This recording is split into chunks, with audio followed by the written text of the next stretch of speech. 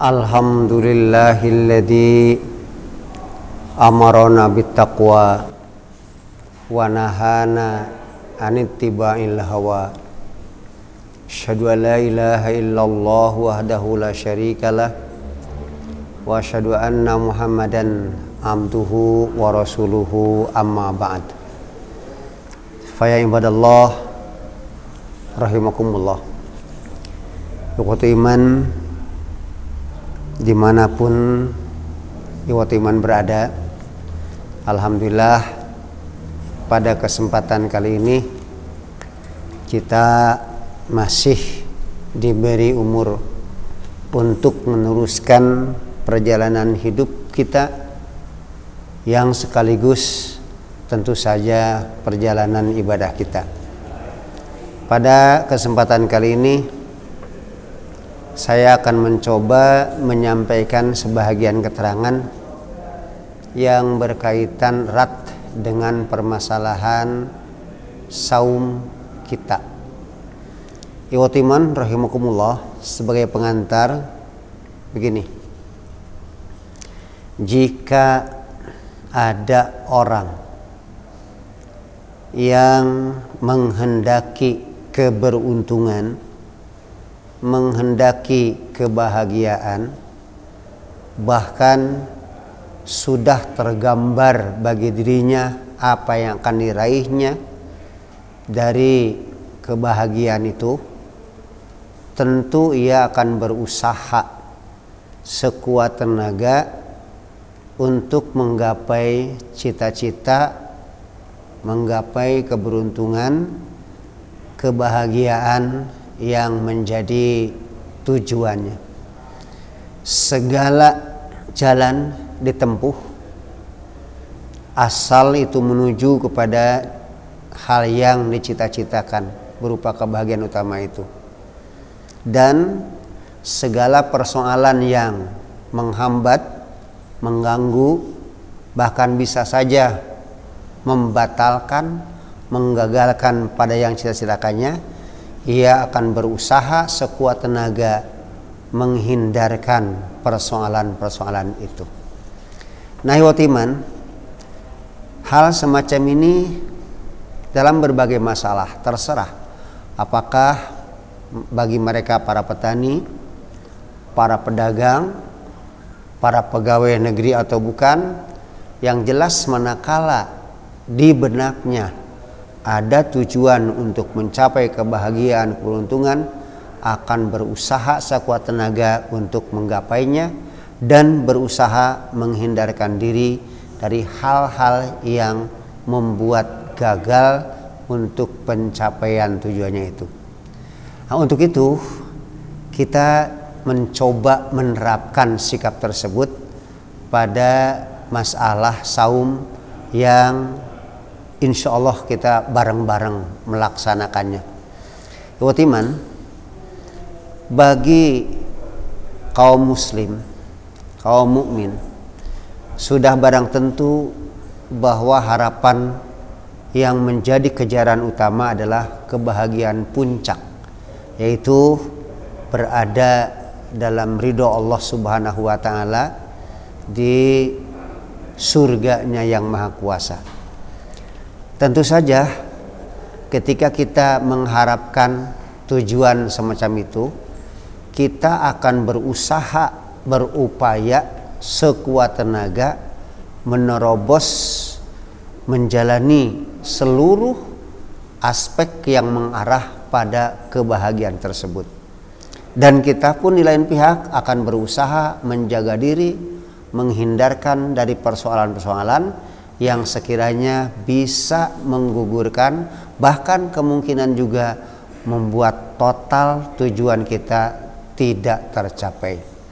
Nah, dalam masalah saum, saya yakin ikhwatu iman sudah pada tahu mengenai kebahagiaan yang telah dijanjikan oleh Rasul melalui hadisnya yang diriwayatkan oleh muttafaq alaih. Dan hal ini sudah sering didengar, bahkan tidak mungkin di antara ikhwatu iman yang menyaksikan, mendengar sudah hafal dan sudah menyampaikannya. Yaitu hadisnya berbunyi, Bismillahirrahmanirrahim. Idza kana yaumu saumi ahadikum fala yarfus yauma idzin wala yashab. Bila ternyata terjadi pada hari saum salah seorang di antara kamu, hendaklah orang tersebut tidak rofas dan juga tidak berteriak-teriak. Ikhwatiman rahimakumullah, kita sudah tahu persis bahwa hal yang bisa membatalkan saum itu jelas-jelas berdasar Al-Quran 3 masalah yang tertera, itu makan, minum, atau bersebadan di siang hari. Itu bisa membatalkan saum kita. Sementara yang lain-lainnya bisa saja saumnya tidak batal, akan tetapi pahala dari saum itu yang mengakibatkan hilang, terkikis. Nah, karena itu salah satu hal yang kita perhatikan mengenai makan, minum, dan bersebadan, itu yakin kita sudah tahu persis dan bisa menghadapinya, berusaha menahannya, menghindarkan masalah itu. Sebab akan membuat gugurnya tidak sahnya saum kita. Akan tetapi kalau dalam hal yang berkaitan dengan berbobot dan tidaknya saum kita, seringkali diantara kita lengah. Nabi sudah jauh-jauh memberitahukan bahwa jika salah seorang di antara kamu pada hari saumnya, usahakan jangan yarfus, berkata kotor, kasar, atau bertindak yang mengarah kepada hal-hal yang membangkitkan birahi ropas itu. Juga diusahakan tidak boleh yashob, berteriak-teriak, bertengkar, menggunakan suara melebihi dari yang diperlukan sehingga banyak orang terganggu. Memang hal tersebut tidak membatalkan saum, akan tetapi ada pengaruhnya. Nanti kita lihat pada keterangan yang lain. Iwatiman rahimakumullah, sampai-sampai Nabi memberikan rambu-rambu. Andai salah seorang di antara orang lain sengaja mengusik kita, mengajak kita untuk kita bangkit amarah, bertengkar, Nabi menyatakan, fa in syatamahu ahadun aw qatalahu falyaqul innimruun shaimun. Jika ternyata ada orang yang mencaci kamu, mencerca kamu, menghina kamu yang sedang saum tadi, atau memang mengajaknya bertengkar pada orang yang saum tadi, maka usahakanlah ngomong bahwa aku ini sedang saum. Tentu saja bukan sebatas ucapan, tetapi yang sangat diperlukan adalah tindakan. Antara ucapan dan tindakan itu sejalan. Ya, kita sedang saum dan juga kita berperilaku sebagaimana orang yang saum, tidak meladeni ajakan-ajakan orang, rangsangan-rangsangan orang yang membuat kita terjerumus pada langkah yang salah. Bisa mengakibatkan saum kita tidak berbobot, tidak ada makna. Iwatiman rahimakumullah, Rasul melanjutkan sabdanya, walladzi nafsu Muhammadin biyadih, demi Allah, demi diriku yang ada dalam kekuasaannya, la khulufu pamisoimi atyabu indallah min rihil mis.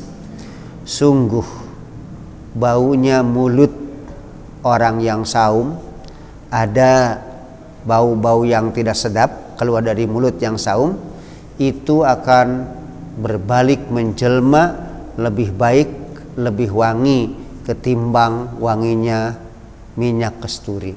Dari yang tidak sedap ini menjadi betul-betul harum luar biasa. Selanjutnya, selain penghargaan tadi, ada sesuatu yang lebih penting lagi, janji Rasul bagi yang saum, walis soimi parhatani. Bagi yang saum ada 2 kebahagiaan, ya prohuma, yang akan dia rasakan kebahagiaan, kedua bahagian itu. Pertama, Ida abtoro pariha bifitrihi, jika dia berbuka dia senang gembira dengan saumnya sudah sampai buka. Ini bukan lagi sulap, tidak lagi hayalan, tapi merupakan kenyataan, sebab kita semua merasakan begitu masuk waktu maghrib bahagialah sudah. Apalagi dari awal-awal sudah dipersiapkan untuk buka, untuk makan bersama, maka masuk maghrib bahagia itu dapat kita rasakan sekarang sejak dunia. Selanjutnya yang kedua, Rasul menyatakan wa idza laqiya rabbah fariha bisaumi. Kelak bila ia bertemu dengan Robnya pada hari kiamat, hari hisaban, dia akan gembira, senang dengan hasil saumnya.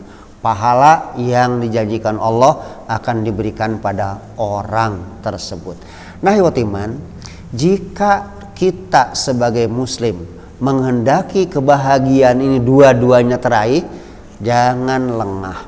Tentang kebahagiaan sekarang ketika berbuka tiap hari misalkan, itu kita sudah rasakan. Dan insya Allah akan terus merasakannya. Tetapi satu ini, kelak kebahagiaan dari hasil saum kita merupakan pahala yang besar buat kita. Akankah dapat kita terima atau sebatas angan-angan? Tidak ada buktinya. Nah, ini sudah barang tentu. Untuk mengejar itu harus ingat bahwa banyak rambu-rambu yang harus diperhatikan. Antara lain jelas kalau yang membatalkan saum sudah kita tahu. Ini yang paling riskan adalah dari mulut kita, dari tindakan kita yang tidak masuk pada daerah-daerah yang membatalkan saum. Nah, sampai Rasul pernah menyatakan supaya manusia lebih teliti, lebih waspada agar saumnya mulus. Beliau bersabda dalam hadis yang diriwayatkan oleh Imam Ibnu Huzaimah. Rasul bersabda, "Laisa syamu minal akli wa syurbi." Bukanlah saum hanya sebatas menahan diri dari makan dan minum saja. Akan tetapi wa innamas syamu minal lagwi wa rafas. Menahan diri saum itu dari omongan sia-sia, hampa, ngawur, dan juga omongan-omongan kotor, termasuk sikap-sikap yang tidak terpuji. Fa'insa maka adun awjahila alaih, kalaulah ada seorang mencaci kamu, menghina kamu, atau usil padamu, melakukan perbuatan-perbuatan orang bodoh sehingga kita juga bisa terpancing, maka Nabi memberikan jalan keluar. Katakan, fatakul inni shaimun. Adalah kau wahai yang saum mengatakan aku ini saum, sama dengan keterangan yang atas tadi. Nah, sampai 2 kali Rasul mengatakan itu, katakanlah kamu bahwa aku ini saum. Sampai di situ Rasul mewanti-wantikan demi utuhnya saum kita bukan sebatas sah, akan tetapi berbobot. Kenapa? Sebab menurut keterangan lain, maka saum orang itu banyak yang tidak ada maknanya. Sebagaimana ia menyatakan Rasul dengan sumber awal yang menerima itu Abu Hurairah, Rasul bersabda, "Man lam yada qaul sur wal amala bih, falaisa lillahi hajatun fi an yada ma'amah wa syarabat." Barang siapa yang tidak meninggalkan qaul sur, omongan sur, dusta, ghibah, gunjing, adu domba dan sebangsanya, saksi palsu. Nah, kemudian wal amalabi, dia melakukan itu juga ketika saum, maka Rasul menyatakan tentu saja berdasar firman Allah, maka orang tersebut bagi Allah tidak ada kepentingan apa-apa. Falaisa lillahi hajatun, Allah tak peduli, Allah tidak punya urusan untuk membalas pahala saumnya. Dalam masalah fi an yada ta'amah wa syarabah, dia berusaha meninggalkan makan, meninggalkan minum, tetapi karena ucapan-ucapan yang kotor, yang zuhud, yang dipalsu dan sebangsanya itu terus keluar, perbuatan-perbuatan bodoh lakukan, maka pahala saum gugur, hilang. Nah, jika ternyata saum orang itu gugur, hilang karena gangguan-gangguan zuhud, ropas dan sebangsanya, meskipun tetap saumnya sah, cuman sayang nanti tidak ada faedah yang akan dia dapat. Sebatas apa haus, sebatas lapar, ngantuk, di sisi Allah hilang. Kalaulah tujuan utama mengejar kebahagiaan itu ternyata begitu dicapai hilang, tidak ada, seperti fata morgana, tidak berbentuk pahala, ini sangat-sangat disayangkan. Maka kita berusaha untuk saum kita ini utuh, bukan sebatas sah, tapi berbobot menjadi kebahagiaan luar biasa, puncak kebahagiaan di surga. Farhatani itu yang satunya adalah ya Rabbah fariha bisaumi, jangan sampai tidak terakhir. Usahanya tentu saja ada dua faktor tadi. Usahakan dalam melaksanakan saum itu niat kuat, mantap, lillah, dan dilakukan sepenuh hati, disadari bahwa ini dalam rangka beribadah kepada Allah, betul-betul disambut dengan kebahagiaan sebagai tugas kita. Di sisi lain, kita berusaha sekuat tenaga menghindarkan diri baik dari hal yang membatalkan ataupun yang sering berbahaya adalah dari hal-hal yang membuat saum kita tidak bermakna, sehingga Allah tidak perlu apa-apa lagi, tidak ada urusannya dengan itu. Maka sia-sialah manakala terjadi hal semacam itu. Ikhwatiman, saya titip siapapun termasuk dari saya terutama, usahakan berbicara ketika Ramadan ini bagus, lurus, tidak berdusta, tidak menggunjing. Meskipun sebenarnya yang namanya bicara bagus, sopan santun ini di luar Ramadan pun harus. Yang namanya menggunjing, menggibah, ngupat orang, berdusta, itu hukumnya haram di luar Ramadan. Akan tetapi ketika Ramadan justru akibatnya lebih parah, hilanglah pahala dari saum Ramadan itu.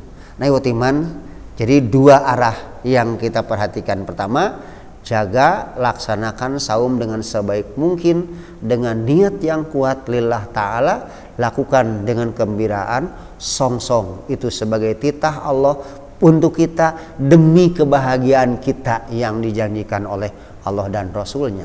Dan yang kedua, berusahalah sekuat tenaga, hindarkan diri dari sejumlah persoalan yang merongrong akan tercapainya pada tujuan yang mulia itu. Kayaknya buat iman, untuk pertemuan kita kali ini cukup sekian. Mungkin pada lain kesempatan kita bisa bertemu kembali. Meskipun pendek, tidak panjang, tapi menurut saya ini sangat-sangat penting sebagai sebuah rambu-rambu jangan sampai terjadi ibadah kita tidak bermakna. Sekian, aqulu qouli hadza wa astaghfirullaha li wa lakum. Rabbana atina fid dunya hasanah wa fil akhirati hasanah wa qina adzabannar. Wassalamualaikum warahmatullahi wabarakatuh.